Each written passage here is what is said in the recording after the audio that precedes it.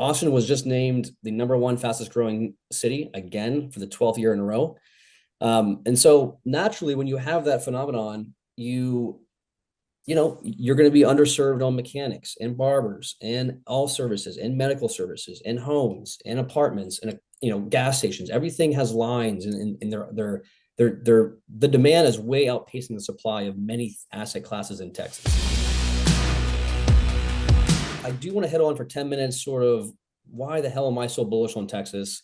Yeah, And in this weird asset class called flex industrial, which essentially is glorified sheds. Okay. that's great. Do it. Go. So, we'll get into it. And there's a lot that I've been thinking about in Texas. And, we work with a lot of family offices, a lot of capital. We are often asked, come to Utah, come to Colorado, come to North Carolina. How about Florida? And they're all doing really well in their own way, Arizona as well. And we do have a deal out there, but generally we're all in Texas. And I sit back and I reflect. I'm like, man, I would love to be in Utah. It's gorgeous. It's a high quality of life. Florida is fantastic in the winter. I could see Brett and hang out.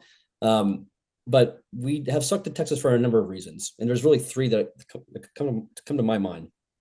One is jobs. Governor Abbott is, love him or hate him, he's on track and he has a goal to have 1/3 of the overall workforce in Texas by the end of the decade. Right. So take that in for a second. A third of all the jobs in Texas, or I'm sorry, a third of all jobs created in the last 2 years were created in Texas. He wants to have the biggest workforce in the nation by the end of the decade. So jobs, number one. Population growth. Again, for another year, the top two states where Brett lives, Florida, and where I live, Texas. Texas number two, barely. Florida number one. But if you look at the consistency of migration, Texas has been number one for a long, long time. By the year of 2040, 2050, it will surpass California in population. It'll be the most populated state in the United States by a long shot of around 49 million people. Okay. So again, jobs, they're coming. Population, it's coming. Austin was just named the number one fastest growing city again for the 12th year in a row.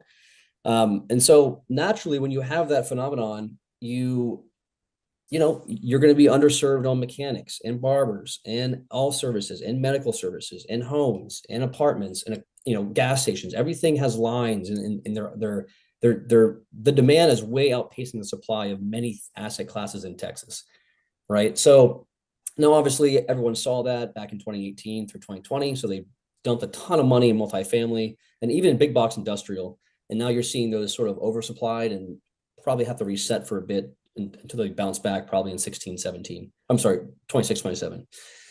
But yeah, again, jobs, population. And then the third one would just be the overall economy. Texas for a long time was an oil and gas economy, maybe some telecom in there. And over the last 15 years, they've done a great job of getting corporations there. You're now seeing Dallas become the hub of the U.S. financial sectors, slowly with Goldman moving there. They just built their new downtown tower in Dallas. Obviously, the semiconductor mecca is all in Texas now, right? You have Intel plant up in Dallas. You already had something in Austin around AMD and Samsung and TSMC and NXP. Well, now you have Samsung investing its massive headquarters of $100 billion in the north. And there's some rumors that there's some new ones coming in the south. So just a massive amount of tailwind on the economic boom from that alone. And then of course the universities and the tech, we're seeing a lot of life science and investment from UT primarily in Austin. And that I think is another sector to watch out for.